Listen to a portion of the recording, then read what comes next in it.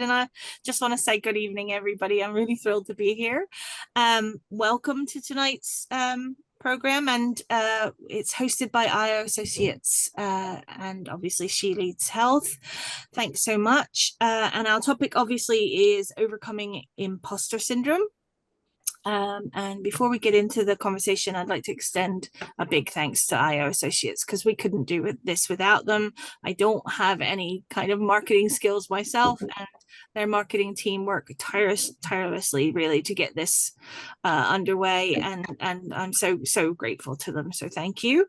And from IO Associates come my really wonderful friends, Stacey and Erin, who are also just, I don't know, they're just fearless leaders who have helped me in my personal life and have become really close friends to me. And I just wanted them to say hi to you guys so they can become really close friends with you guys too. So we'll start with Stacey. Did you want to say hi? Thanks, Helen. That was a lovely introduction. Hi, everyone. My name is Stacey and I'm Practice Director at IO Associates. We have been working with Helen and SheLeads since it launched, 7-8 months ago. Yeah. And yeah, proud sponsors of the event, and yeah, really excited to be speaking about this topic tonight and hearing everyone's journey. I think it's something that everybody goes through. So yeah, looking forward to it. Absolutely. Shall I hand over to Erin now? Do you want to say hi? Yeah, thank you, Helen. I'm Erin. My role is Principal Delivery Consultant at IO Associates. So me and Stacey head up the HealthTech team here. Yeah, just super excited to be here, really. Tonight's topic does affect all of us in one shape or form. And the more that we're sort of opening up about it, the more it helps others find ways to understand and overcome it, really. So really looking forward to hearing everyone's stories and shared experiences. So thanks for having us. Brilliant, so much, thank you. So anybody who doesn't know me yet, you will eventually know me. My name is Helen Mutton. I am the Director of Operations at Alcidian for the UK. And like many of you, I have also encountered my own struggles with imposter syndrome, especially as I move up through my career. You know, I started as a pharmacy technician and now I'm a Director of Operations, and I'm really new to my role. And I can do it. Like, I know how to do my job. I don't struggle with knowing how to do my job, but I do struggle with knowing if I'm doing the job the way it's supposed to be done. And so I'm really looking forward to some of these stories and hints and tips, and seeing if I can overcome my own imposter syndrome and maybe help other people along the way. And tonight we're fortunate enough to have a fantastic, exceptional panel of leaders in the healthcare arena, and they'll share their own experiences with imposter syndrome through and their career journeys as well. And they'll discuss it they'll tell you about themselves, and then what we'll do is we'll get through everybody on the panel, and then we'll have a break, and we'll stop there, and then we'll start talking about the way to tackle imposter syndrome, some of their hints and tips, answer some of your questions. Maybe you have hints and tips that you can teach us with. Feel free as we go along to pop things in the chat. If you have anything specifically to ask to someone specifically, by all means call them out by name. And also along the way, tell us who you are and where you come from as well, so we can properly engage, and like I said, we can properly network, because that is also part of this. The guys will introduce themselves as they go through their story, so we won't go around the room like you would do in a normal meeting, but we're going to top and tail the panel with both of our Charlottes. So we're going to start with Charlotte J. Do you want to introduce yourself and start the party? Yay. Welcome everyone, and thank you to the guys for having me. It's such an important topic, and even just by being here, I've got imposter syndrome as to, like, am I experienced enough to actually talk about imposter syndrome? So there you go, straight in. What are we, 7 minutes in, and we're already talking about the effects of it. But I'm Charlotte John, and I have been in the NHS frontline for 20 years, so working East Kent hospitals. Anything from, I guess it's a bit of a cradle to the grave type of career, from maternity all the way through to the mortuary. Now, and then 10 years in digital healthcare after that as well. So kind of like 30 odd years in this space of health. For me, my journey started, I guess we all have identity points, and we can really probably, if we think about it, pinpoint when our limiting beliefs about ourselves come in. And for me, it started right the way back when I was 15. I left school at 15 with GCSE art and GCSE history. Not much for that need for that, but I really wanted to go to veterinary school. I really wanted to be a conservationist, but because of my education, I had loving parents that told me that perhaps it would be better if I got a nice job in a shop because I wasn't really as smart as my sister. And from that moment on, I became what they call, I guess, the expert imposter syndrome. This is where I've just gone through my career without having any formal qualifications and seeing myself as always unqualified or inexperienced for every role that I've gone from. Now, I think when you're younger, you kind of have a bit of a fake it till you make it type attitude. And again, life takes you on its roller coaster, and you're like quicker, faster, smarter, and you think, yeah, I've got this. Had the kids, worked on the wards, worked in, got a lot of qualifications. I went for my cycling proficiency test certificate, which I still have, to a portfolio of education just to try and prove to myself that I was not stupid. But every time you go for a new job, every time someone asks you to do something a bit different, or you just think, oh, I don't have a certificate that says that I'm qualified to do this. So I think, for me, imposter syndrome is, I've gone through that. What I found now, though, in later life is I've gone through menopause, and that is where I've really seen the imposter syndrome kick in and be quite detrimental to my career or to how I perceive my career. You suffer with anxiety, there's the brain fog. And whilst I still have that expert imposter syndrome in my head, I now have this kind of like, I feel like I should be a natural genius. I should be able to like pick up these new skills or these new ideas, these new concepts. And we're in digital health, and my life I still have a 4-colored pen and write a list because it scares me sometimes. And I've lived and breathed in healthcare and in digital health, and yet I still feel now, because I'm older, because I feel like that identity has gone. I was a daughter, I was a mum, I was a wife, and all of a sudden the kids have gone, and I'm like, who am I now? And I think that's where I've really seen my imposter syndrome come in, and menopause and our hormones have affected that. So that's a bit of a whirlwind of where I am with my journey. So I will hand over to who's next. I think we go to Gozy next. Gozy. Let's have a chat with you. I'm looking forward to hearing your story. Oh, thank you so much, everyone. Thank you, Helen. I was just on my own on the corridors of LinkedIn, and suddenly I just got this message. Babe, do you want to have a little talk on our fireplace? I'm like, oh, me? Because I'm thinking, oh my gosh, what am I going to say? My career really has been one of like ups and downs. I started off firstly in studying biomedical science, and I've been in the labs for about 10 years. And I did that for a while. I loved it. It was all I lived and breathed. It was all I knew. And I carried on doing this. And in the end, or as time went on, I just realized, you know what? I think I really want to do something else. And because to be fair, let's face it, you can be anything. You can decide to change and just do something new. There's no rule that says you're a nurse and you have to be a nurse for like 50 years. I mean, that's good if that's what you want to do, but down the line, situation changes, stuff happens, you can decide, right, you know what, I fancy doing something different. And I think that was what happened for me. Like I went for my first maternity leave, and then when I got back, I thought, oh my gosh, things are not going to be the same. I can't hack that night shift. I used to reckon the night shift, it was good.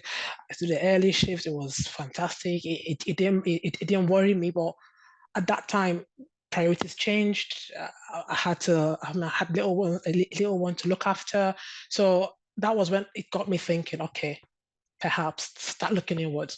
What else can you do?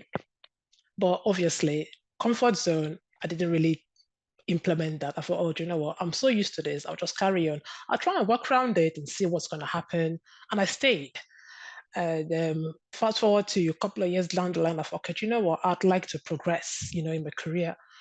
But where I was at, having an MSc was like the next big thing, really, because of how the NHS, how you progress within the NHS. I mean, if anybody's got experience, you understand what I mean.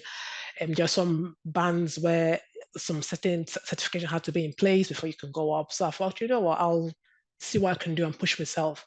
And I went off to do an MSc, which was quite hard because I was doing that with a little baby in my hand. But I thought, when next time am I going to have the time? Because there will never be an okay time to do anything because every season comes another challenge, another responsibility.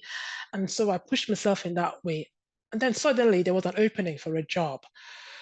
And I thought, you know what, why not give it a shot? What's the worst that can happen? You get turned down the interview, but then what can you get out of it? You get an experience, you know what to do for the next time you apply for the post. And that has always been my mantra. Thankfully, I applied for the role. First time, I didn't get it. And I was a bit down, but I thought, you know what, try again later. Now I know what the kind of questions they'll ask would be like. And that was what I carried on for the next couple of years. And then the same position became vacant. And I tried again and I got it. So yes, I was happy I got this job. It was a new role, completely new role. Never done it before, but I was happy that I got it. And then fast forward to the first day into the job, I was sort of like, okay, this is what you have to do. This is the process. And suddenly I realized, OMG, what am I doing here? I'm supposed to be leading a team of people who have been in this role for so long. They know what they're doing. And here's me, the newbie, but I'm their senior as well. So in my head, I'm thinking, this doesn't say it right. I did just gonna know where she's just blagging it. She's just winging it. Like she's not gonna know what to do. But I kind of persevered in it because I said to myself, well, I'm here for a reason. And obviously the guys on the panel saw through what I could deliver. And that's why they've picked me really out of all the other candidates who also interviewed for that role. But what imposter syndrome does really, or what it did to me was it really made me doubt myself. Like, I mean, just to agree and to amplify what Charlotte said before, like sometimes you wake up with a bit of anxiety and thinking, oh my God, I'm going back in there to face experts who know what you're doing. And there's me, newbie, supposed to be leading this team. But every now and again, there's a driving force that says, you know what, you're here for a reason, just focus, things will come together. And yeah, so that's been my journey really with that. And it's been up and down, but I've kind of found the way to kind of like, ride on the wings and just carry on delivering what I thought my skill set. Thank you. Sorry, I've just gone on and on and on. Oh, you haven't at all. That was brilliant. Thank you for sharing. Right, and our next is Terry. Oh, you're on mute, Terry. There we go. Can you hear me now? Yes. Can't be a bad thing. So I'd just like to say, look, I'm honoured really to be part of the panel, and I tend to say yes very quickly if somebody asks me to do something, and then I go into a bit of a tailspin and think, well, have I got the time to do that? Do I actually want to do it? And have I got anything to offer? So before I tell you about who I am and what I do and so on, I'll give you my first piece of recent imposter syndrome, and it was around this event that we're doing now. Because one of the traits of men, and I think it's in about 60-80%, there is a science around it.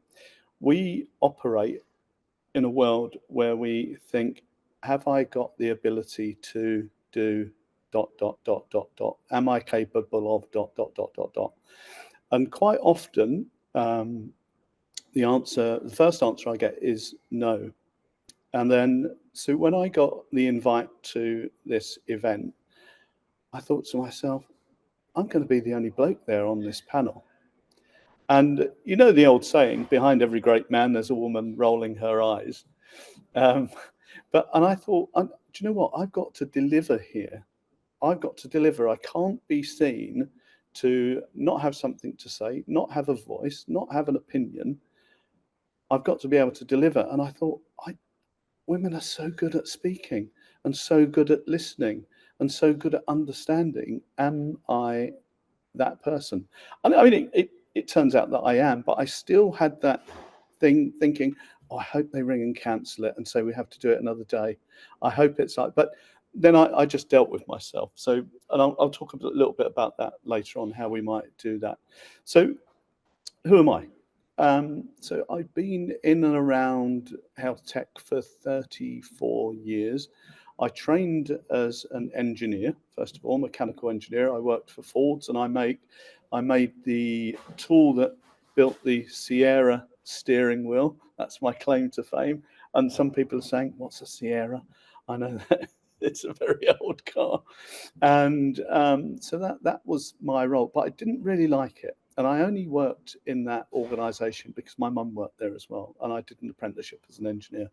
But people really were the ones that floated my boat, that connection, that deep connection that one gets when you listen to someone, you understand where they're coming from, and perhaps you can add something that might help them along the way. So I think that was partly why I went into healthcare in the early days, because it's all about people. It's about clients, customers at the end of it, and right at the center is the patient, or the citizen, as we call them these days. And so I've been doing that for 30 years, and recently I left that role and started my own business called Strat 180. And what I do there is some strategy work. I do it with organizations. I'm doing it with an organization at the moment and individuals. And like Charlotte said earlier on, the whole education thing, I didn't do that at the beginning. My home life was quite a toxic place. My mum was very ill and depressed and all of that. So I kind of had to be there with her, and I loved learning so much. I loved learning. I yearned for books to read about history and all of those wonderful things, geography, but it just wasn't available to me. And obviously with mum being very ill, there was very little encouragement at home, and I didn't know where I was as a boy, as a teenager, and then a man before leaving home. So I guess those were the difficult times that one might unpack now, and but it didn't leave me in good stead for work. It just so happened that I got a job as an apprentice, and I did that just because it was a job, and I got £18 a week, I think, something like that. But then when I decided for healthcare, that was what really changed my life around, and then enabled me to go on to study therapy and coaching. I became a climbing instructor with the British Mountaineering Council, also a trained mountain leader. So, but it all evolved and revolved around people. And I guess one of the other areas for me in terms of imposter syndrome, and this will be the last time I say imposter syndrome, because I've got a new name for it that we need to adopt, because we think that it's negative. It's not, it's positive. When we feel that, it's positive, it's telling us something. So we'll just call it authentic humility, because I think that kind of rounds it off, because we're being authentic when we say we're an imposter, or we feel like we're an imposter when we're not. And the humility part is being honest about it. So I'm going to stick with that throughout the rest of the evening. But, you know, I believe that everyone at some point has suffered with or fell victim to probably this, and there are ways around it. There are things that we can do to help us with our friends, with our colleagues, and so on. and perhaps we can talk a little bit about that later. But I think to say limiting beliefs, yeah, great stuff, and anxiety and imposter syndrome, very, very similar, and quite often we don't know which one's which. And finally, we do love to label stuff. Yeah. Right. Okay. But that's me as an opener. That's brilliant, Harry. And I like authentic humility. I wrote it down. I'm going to remember it. Thank you so much. And then the fourth person on our panel is Charlotte Scott to come and tell us your story. Hi, everyone. I'm kind of consciously and actually exposed part of my imposter syndrome straight away, and I'm going to try and speak slowly. Quite often I go into scenarios and I speak really quickly because in my head I think no one really cares what I'm talking about. I best just get it over and done with quickly. So I'm going to consciously slow down. So first off, introducing myself, I'm Charlotte Scott, and I think I'll come to my role as I talk through my career, and because there's events that I feel play into maybe where I've got with the scenario of imposter syndrome or self-doubt. So I've gone into various jobs since finishing university, and I guess if we're talking about backgrounds, I grew up with very supportive parents, a mum who was a role model in that she carved out her own career after so it was once I got into secondary school. So I really looked up to her, and there was me and my brother, but there was no limitations of you as a female. You're not going to achieve the same as your brother. So felt very supported in that way, went to university.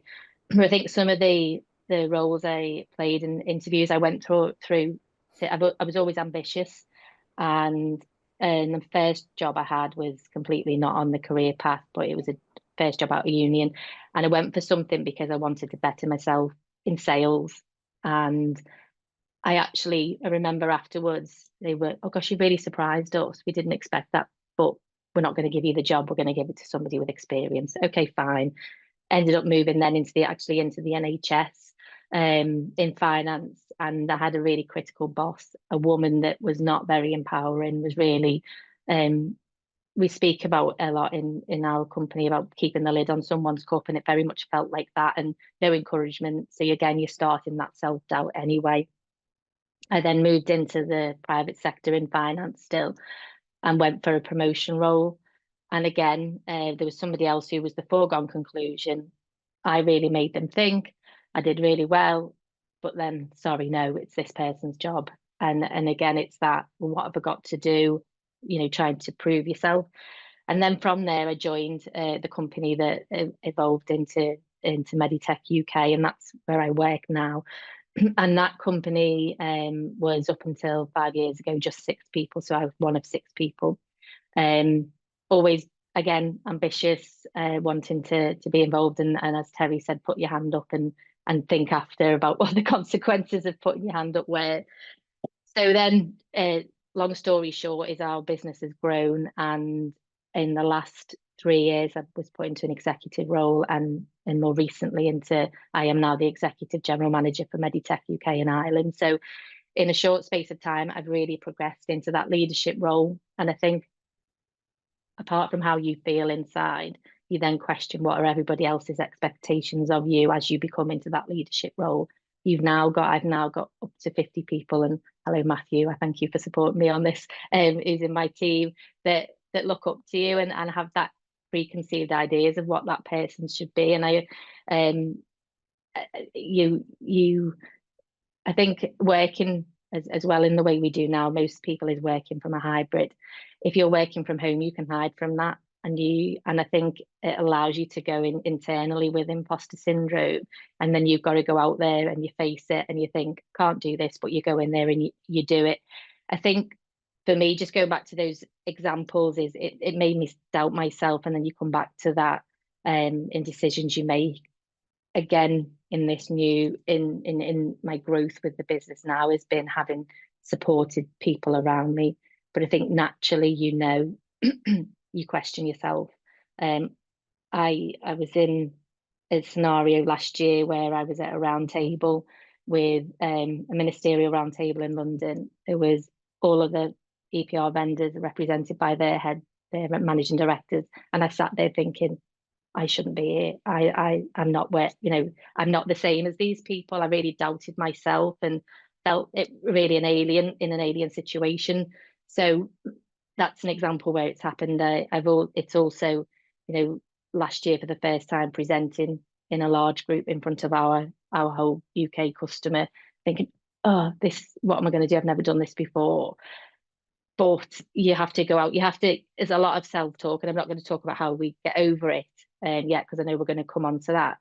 But the factors that play into me, we talked about that lack of education. You know, I went to like an ex-polytech, but still got a degree. But does that stack up against somebody else who's got a degree from a red brick university? You know, even to the point of, I'm in a room of accents, I feel like I stand out and question myself in that way. And I think up until starting this engagement with yourselves, and Terry, I'm delighted you're on this, is you thought it was just a female thing. And, you know, I'm also in the background of navigating careers and a leadership role. I'm also in the medical menopause, so is dealing with that heightened, your symptoms are heightened even more, and Charlotte touched on it as well, is that the anxieties are even higher. You know, that question of am I the right person for the job? Can I be that person the other people want me to be? I think is probably the best way to describe it. It's managing the expectations. So, I think it's great to have this open and honesty. And I don't know whether, you know, there's that thing you say, oh, I want a such and such a black car, and after that time of saying you want a black car, all you see is black cars. I think since agreeing to this conversation and this panel, I've seen so much talk about imposter syndrome, but I think it really we need to talk about it, because it's normal. It's not a weird. I had a conversation with somebody today and told them I was doing this, and she's like, oh, what's that? I've never heard of it. But when I actually described the symptoms, if you want to call it symptoms, she's like, yeah, I completely get it. I just didn't know it had a name. So again, I go back to do we label it? But I still think it's talk about it, make it, normalize it. We're all in this together. We all have that self-doubt. But yeah, I think it's, you know, for me, it's whether it's a daily struggle, but it's certainly at least a weekly struggle. But I'm keen to share and talk about my ideas of the solution and how to help on that. So hopefully that's given an insight into my scenario. Thank you. That really has. That was really interesting, and I really see myself in you. I think we've had similar journeys, so I feel you. So thank you for coming on and sharing. And now we are going to talk about how people, how our panel, you know, try and solve this for themselves, and how other people can help them solve it as well. But also I want to open up the floor to any questions or comments as well. So, you know, if you have anything that you want to raise, question or say, just pop something in the chat and we will absolutely scroll around to you. But if we just go through, first up, again, we'll go to Charlotte J. And if you want to have a little chat about some of your techniques to overcome this. Yeah, I think it'd be great just to chat with people as well on the panel. So please put your hand up, or, you know, chip in as well and ask questions. It's very interactive. Thank you. I think for me, Terry brings up a really good point, the difference between anxiety and imposter syndrome. And it's made me think about that more through my journey. So from going from a C grade GCSE all the way through to C-suite, chief operating officer of a consulting startup company, and then leaving that, was probably more to do with stress and anxiety. Imposter syndrome is now stopping me from getting my new position, because all I do is scroll through the job role, and you need a bachelor's degree, you need this, you need that. And I'm just like, well, you know, and it's already kicking in and saying, oh, hang on a minute, you know, you can't do this. And like Terry said, it's about, it is authentic, and it's trying to protect you from being hurt. That's what our brain does. It tries to protect us from being hurt. So I'm always aware of it now. I think once we acknowledge that we have it, it makes it very easy. And I'm sure we've all got the same tips or ideas, so I'm not going to take them all up, and I think we'll come backwards and forwards. But for me, my first one is know your cycle. Because it doesn't matter on day, week 1, you might be feeling you can absolutely boss this life and don't you dare stand in my way. I'm literally going to go out here. I'm going to own this. Week 3, you're crying because you have no idea how you're going to do this. Week 4, everyone's talking about you, and you quit or you stop or so I think that's a hormonal thing for me. And I think we're even, Terry and men, they will have that kind of like cycle as well. But I think it's understanding that and when to make those decisions and when to go, do you know what? I'm in my bad week and I'm not going to make a decision on that. So that's my first thing. Absolutely. Just track it and just be really, really aware of that moon as well. Because that's a new thing that's come up. That moon is really, really, have an effect on our cycles as well, emotionally, psychological ones. So that's my first one. But I as a teacher of meditation and mindset coach, we'll come back. But I'm just going to come back and say, to Gozi, any thoughts on what you do from your perspective? Well, from my perspective, what I tend to do that helps me or has helped me so far is I ask questions. Because for me, I think being honest that you don't know is better than just winging it. Because sometimes you end up wasting more time, really. Because what you could have just solved just with a clear direction of where to go, because you're trying to just go with the flow, even though you don't know, and then you end up going round and round in circles.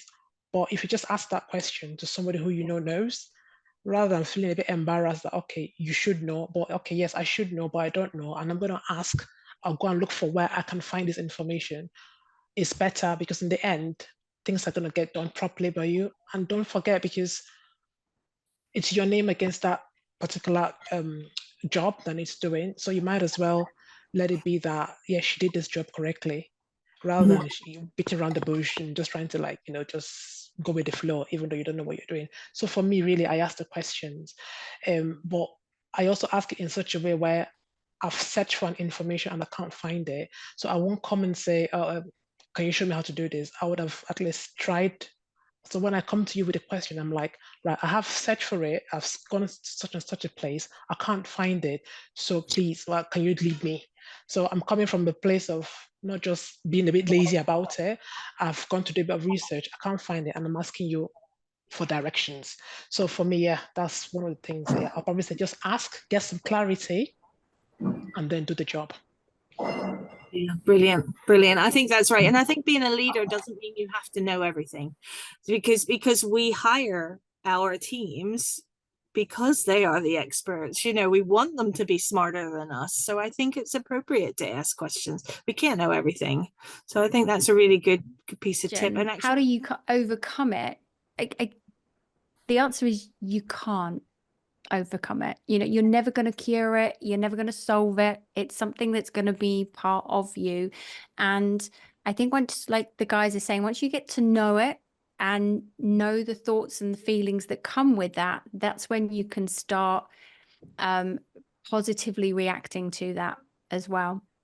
So for me, what I find, and I talk about meditation a lot, but I'm not going to tell you to go and, hug a tree or sit and love and light, darling, and cross-legged and do all of that. No, I think some practical tools, 2 things that will really help you with your imposter syndrome. The guys is absolutely, you need a support network. If you don't have that, think about gratitude and affirmations. The power of affirmations is so huge for you. So this is where we need to start. What I started with is write down all the negative things that you're feeling, which is called your dark or your shadow. And then for your light, write an affirmation that will kind of counteract that. So for example,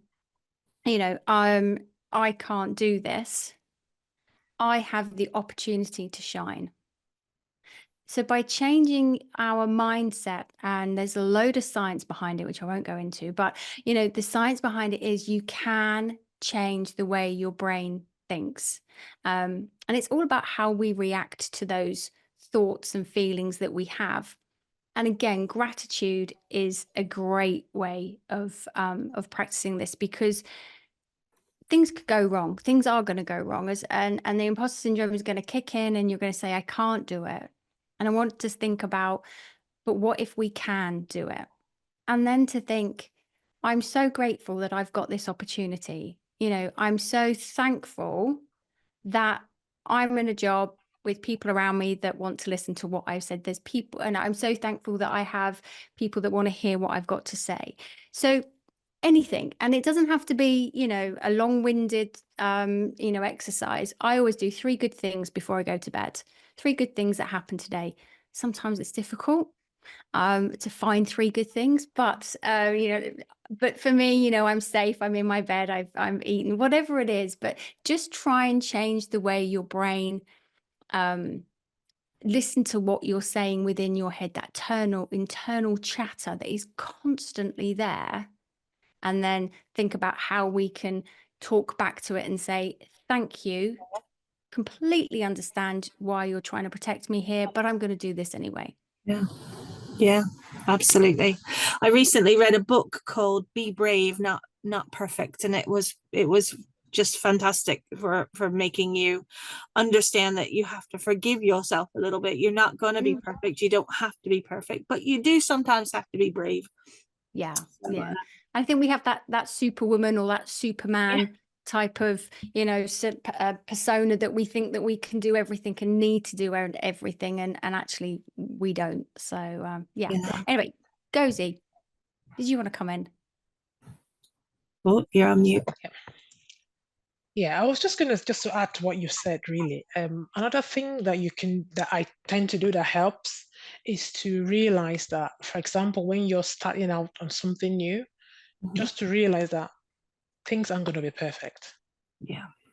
You're never ever going to be able to just hit the ground rolling from day one. And so because of that, giving yourself grace to grow. So sometimes, because we're so wound up with that thing of wanting to be perfect, you just want your job to be that great, blah, blah, blah. But you've only just started. So really, it takes time. Obviously, nobody wants to be at that probation period for so long, but that initial realization that it's going to take a bit of time can just help you stay at ease while you navigate your way through this new process.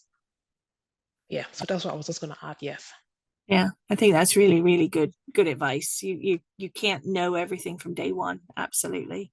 And equally, surrounding yourself with people that can give you good quality feedback, because I think at certain parts of my life I would have liked to have surrounded myself with only people that were nice to me, but actually I quite like to be challenged because I learn a lot from it. But you do have to surround yourself with people that you trust so that the feedback you're getting is coming from a good place, and also be discerning enough to work out what you accept and what you don't accept, because sometimes it doesn't always come from a good place. And the other thing that I watched today on a YouTube video, and I know Terry said don't watch YouTube videos, but this one was particularly good and I shared it in our group. But essentially she said sometimes you feel that way because it's true. So like the lady who was speaking was an Indian woman, and she said that she'd went into a job and she was the only lady who had brown skin in this role, and she was made to feel a certain way. And to start with, she thought that was imposter syndrome, and then she just realized actually people were just downright rude because she was the only person with brown skin, so where one minute she was going down a path of this is imposter syndrome, the second time she thought about it was actually, no, this is just a genuine feeling. I'm being made to feel that way. So really just analyzing what's happening and finding out whether it is you or is it someone else just being a horrible person, So has anybody else had any experience with that where they thought maybe it was imposter syndrome, but then they found out actually it was just downright people making you feel rubbish? Yeah, and I think also that, you know, and I'm going to bring it up, that the female inequality, you go into a role and, you know, you automatically you're thinking, am I good enough for this role because I'm female? I felt that. I went from maternity into the mortuary, and working in the mortuary, the guy said to me, you're not going to be able to do this role. And I was like, okay, why? And it's just straight away, he's right. I can't do this role. You know, I don't have the qualifications. I can't learn. It's going to be too difficult. And I think that's the thing. Sometimes we think, oh, it's too hard. And that's, you know, that's one of those barriers or blockers. But he turned around and he said, well, you're a girl. Oh.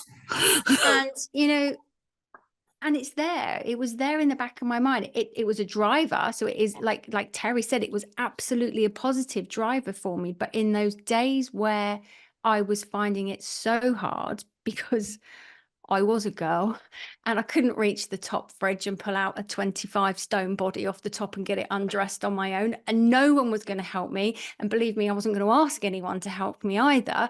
But in those moments, I thought, I need to quit. And so many times I went home and said, I can't do this job. As soon as something gets tough, I think to myself, I can't do this. I was never qualified for it. Everyone knew I couldn't do it. Everyone's going to say I couldn't do it. Yeah. So I think, yeah, you do find sometimes that those external situations and biases that we have about ourselves do become true, and it's just a double battle. You know, I've got no qualifications, I'm a girl, you know, I'm young, and I think, you know, so that, again, the other thing, that are people taking me seriously, whereas now obviously when you're older you move into that, well, you're too old, you know, you're archaic and you're going to be left behind. Yeah. But in terms of imposter syndrome, yeah, I think it was like this whole ball that came together, and at times, you know, and I think sometimes when you're trying to be a parent as well, that's really, really tough. Absolutely. Because so many times, forget the career for a moment, I thought I was failing as a parent every single day. Every decision I made just seemed to be wrong. Someone had a different opinion of me, of what I should be doing. And I think all of us here, you know, male or female, when you've got children and battling a career, that imposter syndrome, that identity really does play a tough part on how we feel about ourselves. Yeah, absolutely. Guys, do you have your hand up? Yeah, just to add to what Charlotte was saying just now, you know, with like she mentioned, sometimes when you're young, and that actually happens a lot, because say in the workplace, you feel you're younger than other people in that group, and then straight away you think, nah, I'm not going for that role, because I mean, I've only just started. I've not been here that long. There are people who are older than me who know what they're doing better than I do. So straight away, that self-doubt just kicks in, and then you push yourself, you keep yourself back from growing. Whereas if that wasn't the case, you would have probably gone for that opportunity, you would have stretched yourself even further.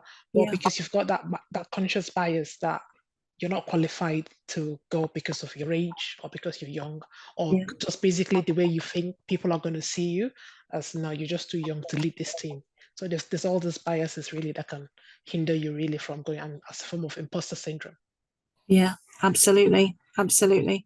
But it also could be that someone made you feel that way. So maybe you were in the room with somebody who was older and more experienced, and almost made you feel like you were too young. So I think you really do have to sort of have a little word with yourself. I think Terry said that earlier. You have to have a little word with yourself, and really sort of unpick whether it really is imposter syndrome, or if someone's just been a bit unkind.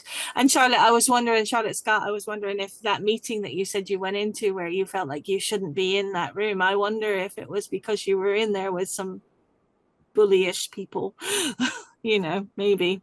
No, it wasn't a reflection of the people in the room, but incidentally, I'd forgotten to mention it, fast forward 12 months after that meeting, I was at an event earlier this year, and a woman who was sat opposite me at that round table came over to me and recognized me and remembered a really great point that I made and said, I remember you for that. So it was that reassurance of actually I was right to be around that table. So and again, I think that's a good point to make, is in general, if somebody's done something that you believe was right, tell them, because then we can all help each other's inner imposter syndrome, isn't it? And you don't know when, I think it's good to be each other's champions where possible. So I think that's a really important. We can all play, whether somebody openly talks about this or not. Just be nice, be kind, and then you never know, you might indirectly be helping somebody on a day that they don't believe in themselves. No? I think this was brilliant. And I think we could talk about this for hours. We obviously all feel these things. For me, it underlines the group SheLeads, what we're trying to do there. So it was never a group to sell things. It was always a group to build relationships, build networking, make friends, and support one another. And also encourage diversity and support that sort of need for diversity. So I'm so pleased that people are starting to join in, and I'm so pleased that these sessions that we're having are becoming more and more popular, and I'm so grateful. So hopefully at some point we can do it in real life. Thank you everybody for coming, and that's all from me. I'm going to say good night. Thank you. And thank you, Thanks, everyone. Thank you so much. Okay. Take care. Thanks, everyone. Bye.